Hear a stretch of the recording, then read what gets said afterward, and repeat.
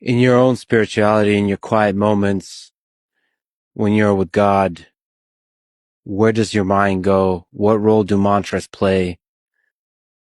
When you're fasting, when you're just alone with yourself? The word meditation has been overused to the point that it feels like a cliche. In Indian languages, we usually refer to it as dhyan. If I associate dhyan to meditation, it might seem burdensome to some. One might think, this is too difficult. I'm not an enlightened being. But it's not rocket science. It just means freeing yourself from distraction.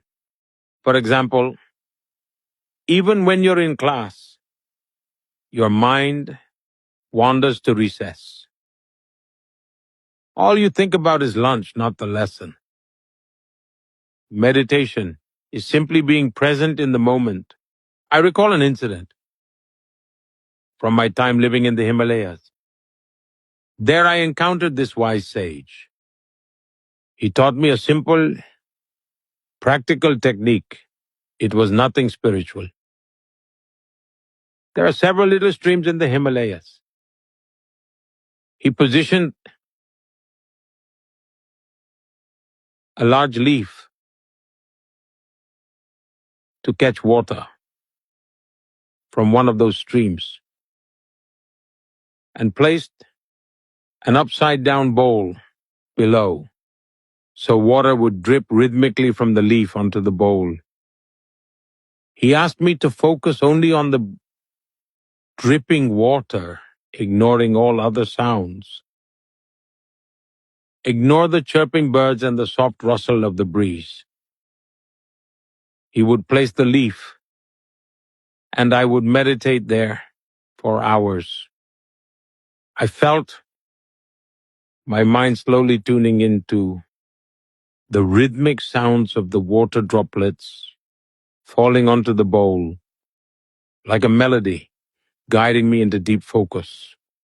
And it's not like I was chanting mantras or reciting God's name.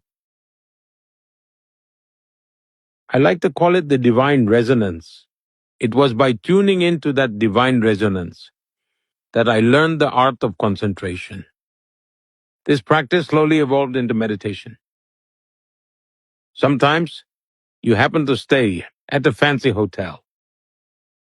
You get a lavish, luxurious room. The decor is impeccable, and you have been wholeheartedly fasting. But there's a dripping faucet in the bathroom.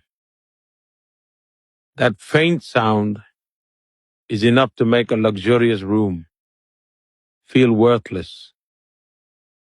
At times, we realize the value of concentration in life's inner journey.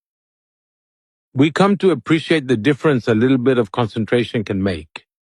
One very interesting concept comes to mind from our scriptures. Since we spoke about life and death, I would like to quote a mantra. Om Purnamadam Purnamidam Purnatma Purna Madochyate. In other words, all life is part of a complete circle. And this mantra emphasizes the path to achieve that completeness. Similarly, Hindus never focus solely on individual well-being. Sarve bhavantu sukhina, sarve santu niramaya. In other words, we wish for the well-being and prosperity of all. Sarve bhadrani paschyantu, ma kaschid dukh bhag bhavet. This mantra encompasses the idea of universal well-being and prosperity. And you know how this mantra ends?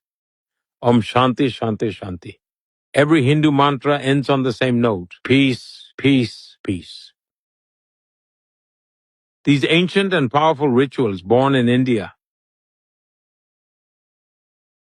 have emerged from thousands of years of the spiritual practice of sages. They connect us to the essence of life. Shanti, Shanti, Shanti. Thank you for this honor. Thank you for this incredible conversation. Thank you for welcoming me to India. And I can't wait to break the fast with some Indian food tomorrow. Thank you so much, Prime Minister. This was an honor.